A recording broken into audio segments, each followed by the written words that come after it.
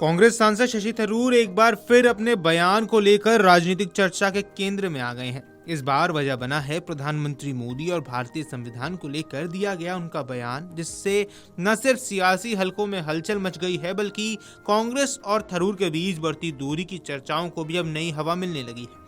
थरूर ने साफ शब्दों में कहा कि पीएम मोदी संविधान को पवित्र मानते हैं और उसे बेहद सम्मान की नजर से देखते हैं। उनके इस बयान को जहां कुछ लोग संवैधानिक मूल्यों की सराहना के रूप में देख रहे हैं, वहीं कांग्रेस के भीतर इसे असहजता पैदा करने वाला माना जा रहा है। थरूर ने याद दिलाया कि वर्ष 2016 में जब पीएम मोदी ने अमेरिकी संसद को संबोधित किया था, तब उन्होंने भारतीय संविधान को अपना पवित्र ग्रंथ बताया था।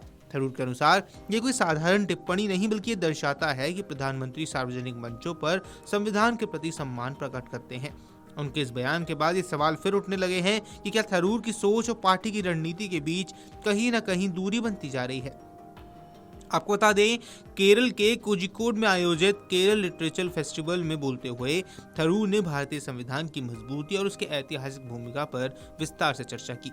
उन्होंने कहा कि भारतीय संविधान समय की हर कसौटी पर खरा उतरा है और तमाम राजनीतिक उतार चढ़ाव के बावजूद आज भी पूरी मजबूती के साथ कायम है। उन्होंने ये भी जोड़ा कि सत्ता में ऐसी पार्टी भी आई जिसके वैचारिक पूर्वज यानी राष्ट्रीय स्वयंसेवक संघ कभी संविधान को पूरी तरह स्वीकार नहीं करते थे। इसके बावजूद संविधान सुरक्षित और अक्षुण्ण बना रहा। थरूर का यह बयान साफ तौर पर सत्ता की आलोचना से ज्यादा संविधान की ताकत को रेखांकित करता है।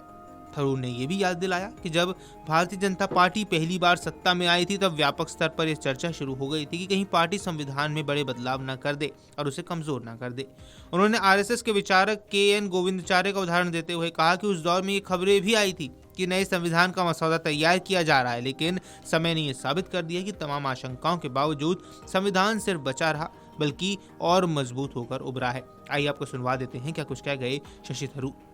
That even the BJP, now this is an interesting thing. You may remember, I wrote about it at that time in 2014 when the BJP came to power. There was a lot of talk that they would scrap the constitution and bring in a new constitution. It was even reported that the RSS ideologue Govindacharya was writing the draft of a new constitution. And yet, the BJP's Prime Minister Narendra Modi announced that the Constitution was his holy book. In fact, in his first speech ever to the US Congress, joint sitting of the US House of Congress, he said the Constitution is my only holy book. I mean, as I point out, that's not strictly accurate because it's the Bhagavad Gita that he gives out to visiting heads of state and government. But the message was still, that's how he sees the Constitution as sacrosanct. And the result is that even those who rejected the Constitution, as the RSS had done, have now embraced it. So I would say that we have a Constitution that has stood the test of time, that has withstood a succession of government changes of different political parties, and now has even witnessed the ascent to power of a party whose philosophical forebears in the RSS had explicitly rejected the Constitution, and yet the Constitution has survived.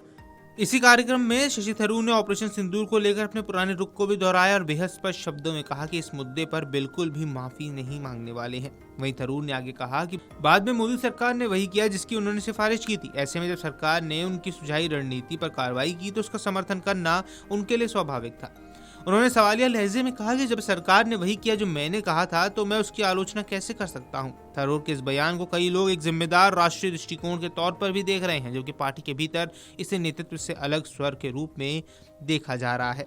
आपको बता दें, party के अंदर चल रही चर्चाओं और कथित नाराजगी पर थरूर ने खुलकर अपनी बात सामने रखी है। उन्होंने कहा कि उन्हें कांग्रेस को लेकर कुछ मुद्दे और समस्याएं जरूर हैं, लेकिन वे उन्हें मीडिया के जरिए नहीं बल्कि सीधे पार्टी के शीर्ष नेतृत्व के सामने रखेंगे। उन्होंने साफ कहा कि उन्होंने कभी संसद में पार्टी की तय लाइन के खिलाफ कोई काम नहीं किया। उनके अनुसार पार्टी के अंदर के मतभेदों को सार्वजनिक मंच पर उछालने के बजाय संगठन के भीतर बैठकर सुलझाना ज्यादा बेहतर तरीका है। Video desk amarujala.com। अगर आप ये वीडियो YouTube पर देख रहे हैं तो हमारे चैनल को सब्सक्राइब कर बेल आइकन दबाएं और Facebook पर देख रहे हैं तो हमारे पेज को लाइक करें।